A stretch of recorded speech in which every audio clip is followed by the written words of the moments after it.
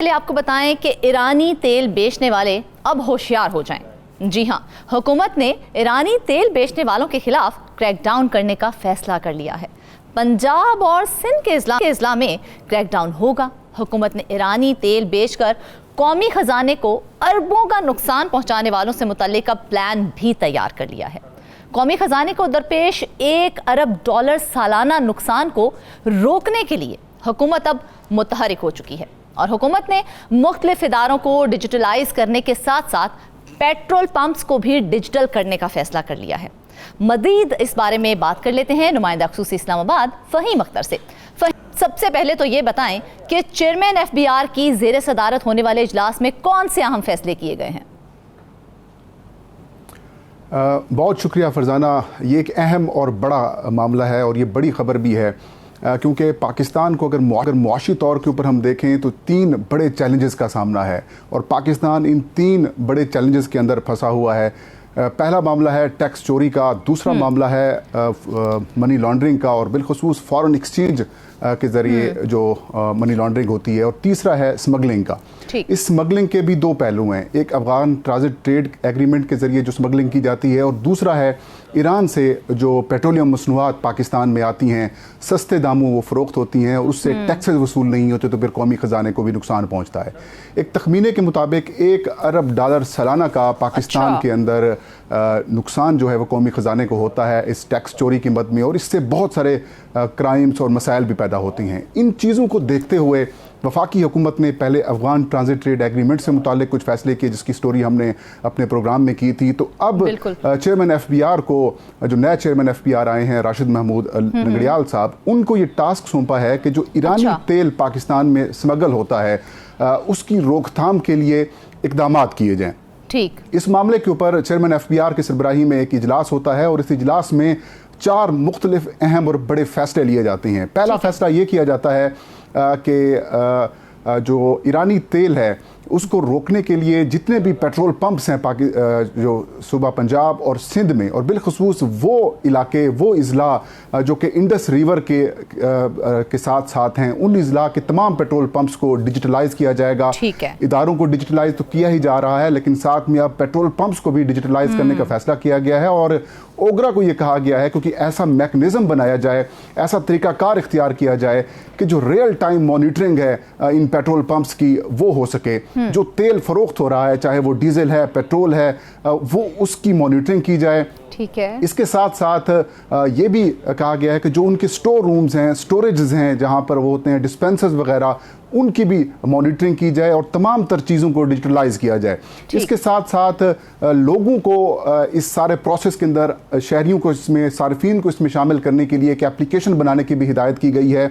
ये oil companies advisory जो council है उसको और ओगरा को ये कहा गया है कि एक ऐसी एप्लीकेशन तैयार की जाए जिसके अंदर इनकी तमाम स्टोरेज, जो पेट्रोल या ऑयल आता है और फिर वो जो फ़रोख्त होता है, इस हवाले से सार्फिन को भी मालूमात मिलें और कहीं से भी अगर तमाम डिटेल्स इसके अंदर शामिल की जाएंगी, कहीं पे कोई खिलाफ वर्जी हो रही है, जी बिल्कुल, तमाम तर कैपेसिटी से मुतालिक जो भी मामलात हैं वो भी इसके अंदर शामिल किए जाएंगे। और इसके साथ साथ अगर कहीं पे कोई निशानदही अवाम की तरफ से या सार्फिन की तरफ से होती है तो फिर उसके ऊपर एक्शन भी किया जाएगा। इसके अलावा जो क्रैकडाउन है, ईरानी तेल बेचने वालों के खिलाफ क्रैकडाउन है, उसका भी फैसला कर लिया गया है और मुतलका जो डिप्टी कमिश्नर्स हैं उनको भी इस हवाले से हिदायत भी जारी कर दी गई हैं कि जो डीलर्स फरोख्त कर रहे हैं पेट्रोल पंप्स मालकान को, उनकी मॉनिटरिंग करें और कहीं से भी अगर तेल मिलता है उसको ना सिर्फ पहले जब्त होता था, अब जब्तगी के साथ साथ उनके ऊपर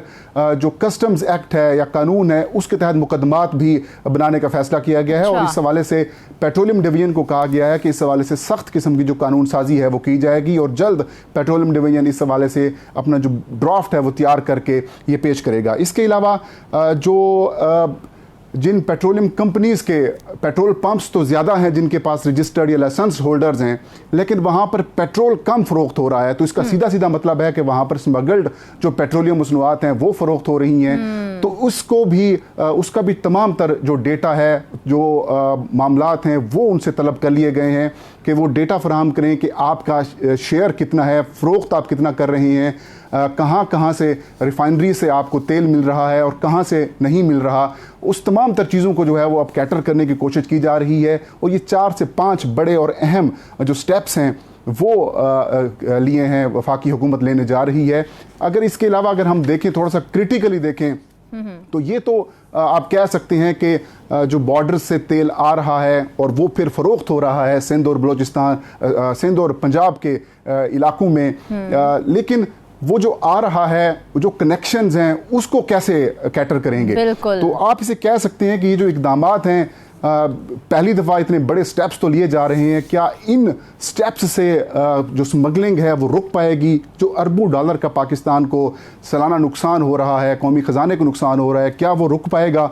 और इसके साथ साथ कुछ मामलात अगर आप देखें तो इसके अंदर बहुत सारे गैंग्स, बहुत सारी कनेक्शंस भी इस सारे प्रोसेस में इन्वॉल्व हैं। और अभी भी मैंने वो मिनट्स देखे हैं जो कि इस मीटिंग के हैं, वो जो डॉक्यूमेंट हमने हासिल किया है उसके अंदर हमें ये नहीं बताया गया कि कितना तेल जो है वो फरोख्त होता है, उसका हुजम क्या है, उसकी मालियत क्या है, फहीम, और कितना फॉरेन डिटेल्स भी आपसे इस हवाले से लेते हैं। ये बताएं कि हुकूमत पेट्रोल पंप्स को तो डिजिटलाइज करने जा ही रही है, लेकिन कह रही है कि दीगर इदारों को भी डिजिटलाइज किया जाएगा। जरा हमारे नाजरीन को डिटेल्स शेयर कर दें कि वो कौन कौन से इदारे और हैं जिनको डिजिटलाइज किया जाएगा अब? देखिए, मुख्तलिफ जो इदारे हैं उनको डिजिटलाइज़ किया जा रहा है, जैसे FBR को डिजिटलाइज़ किया गया, इसी तरीके से और भी जो बड़े इदारे हैं जो कि अवाम से जिनका बराह रास्त कनेक्शन होता है उनको भी डिजिटलाइज़ किया जा रहा है। लेकिन ये डिजिटलाइजेशन जो है वो थोड़ी सी मुश्किल भी होगी और इसका इम्पैक्ट भी बाकी इदारों की निस्बत ज़्यादा होगा। क्योंकि ये जो डिजिटलाइज़ किया जा रहा है पेट्रोल पंप्स को, ये बेसिकली वो जो चोरी है, वो जो स्मगलिंग है, उसको रोकने के लिए ये की जा रही है। और इसमें तेल की फ़रोख्त, जो तेल उनके पास जो ख़रीदते हैं, वो उस सब को जो है वो इसकी मॉनिटरिंग करेगा, उसकी निगरानी करेगा और फिर रियल टाइम में होगा और इसका जो डेटा होगा वो ओगरा के पास जाएगा। अब देखते हैं कि इसको किस तरीके से ओगरा डिटरमिन करता है, किस तरीके से इसका तरीकाकार इख्तियार करता है। और फिर जो रुकावटें आएंगी क्या उसको किस तरीके से कैटर किया जाएगा। हुकूमत ने ये फैसला तो कर लिया है तमाम इदारों को डिजिटलाइज करने का, लेकिन हुकूमत को और खास तौर पर अवाम को इस डिजिटलाइजेशन का क्या फायदा पहुंचेगा?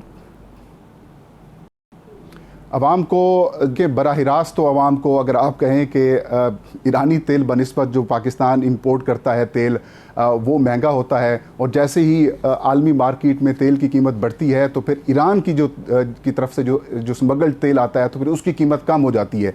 बराह रास्त इसमें अवाम का तो फिलहाल नुकसान होगा, लेकिन अगर आप ब्रॉडर एस्पेक्ट में देखें कि इसकी वजह से $1 अरब की जो नुकसान पाकिस्तान को पहुंच रहा है, टैक्स वसूली के अंदर भी इश्यूज पैदा होते हैं, तो उससे ब्रॉडर एस्पेक्ट में इसका फ़ायदा पाकिस्तान की अवाम को पहुंचेगा, पाकिस्तान की रियासत को पहुंचेगा, हुकूमत को पहुंचेगा। और जो हम IMF या फिर जो दीगर दोस्त ममालिक से कर्जे हासिल करते हैं उसमें ज़ाहिर है पाकिस्तान को नहीं जाना पड़ेगा और जो एक पाकिस्तान की इंटेग्रिटी मुतासिर भी होती है। $1 अरब के IMF के पैकेज के हसूल के लिए मुख्तलिफ चीज़ें हमें महंगी भी करना पड़ती हैं, फिर उसके प्रोग्राम के अंदर रहते हुए लोगों को तकलीफ होती है, तो उसमें कमी हो सकती है। तो ये एक ऐसा बर्निंग इशू है फरजाना, जिसके ऊपर बदकिस्मती से माजी में तवज्जो नहीं दी जाती रही, चाहे वो अफगान ट्रांजिट रेट के तहत होने वाली स्मगलिंग हो या ईरान के तहत। हालांकि पेट्रोल की कंजम्पशन सबसे ज्यादा है, एक अहम जरूरत है इस वक्त और सबसे ज्यादा इस्तेमाल है, लेकिन उसी में सबसे ज्यादा करप्शन देखने में आती है। अगर ये पैसा गवर्नमेंट के कौमी खजाने में जाए तो हमें उसका बेनिफिट ही होगा हमारी गवर्नमेंट को। बिल्कुल, इसका बेनिफिट ना सिर्फ अवाम को होगा बल्कि ये हुकूमत को भी फ़ायदा मिलेगा और पाकिस्तानी रियासत को भी फ़ायदा मिलेगा। अब अगर हम इस मीटिंग को देखें, इस मीटिंग के ऊपर क्रिटिकली हम देखें तो इस मीटिंग में तेल आ रहा है ईरान से, पाकिस्तान से, फिर बलूचिस्तान से सिंध और फिर पंजाब पहुंच रहा है। जो पहुंच रहा है उसको रोकने के हवाले से मुझे इस मीटिंग में या फिर इन इक़दामात से कुछ नज़र नहीं आया। ये नहीं बताया जा रहा कि इसका हुजम क्या है, ये नहीं बताया गया कि जो पेमेंट्स ईरान को हो रही हैं वो किस तरह से हो रही हैं, कैसे हो रही हैं, ये नहीं बताया गया। फिर ये भी नहीं बताया गया कि इसकी सरपरस्ती कौन कर रहा है। इस हवाले से कोई मैकेनिज्म तैयार किया जा रहा है ताकि उसको उस जो नेट सिस्टम है उस माफिया का उस तक हाथ डाला जा सके? देखें, फ़िलहाल तो ये कहा जा रहा है कि हम क्रैक डाउन करेंगे, उनके ऊपर जो FIRs होंगी वो कस्टम्स एक्ट के तहत होंगी, उसमें कस्टम्स की जो सज़ाएं हैं वो दी जाएंगी, फिर क्रैकडाउन भी होगा और उसके साथ साथ माल जब्त भी किया जाएगा, फिर मॉनिटरिंग भी सख्त होगी। लेकिन सवाल ये है कि आप पेट्रोल पंप्स तक तो पहुंच रहे हैं, लेकिन वो वहां जहां से आ रहा है तेल, आप वहां पर क्यों नहीं रोकते? देखिए, इसके बड़े खौफनाक किस्म के इम्पैक्ट्स हैं।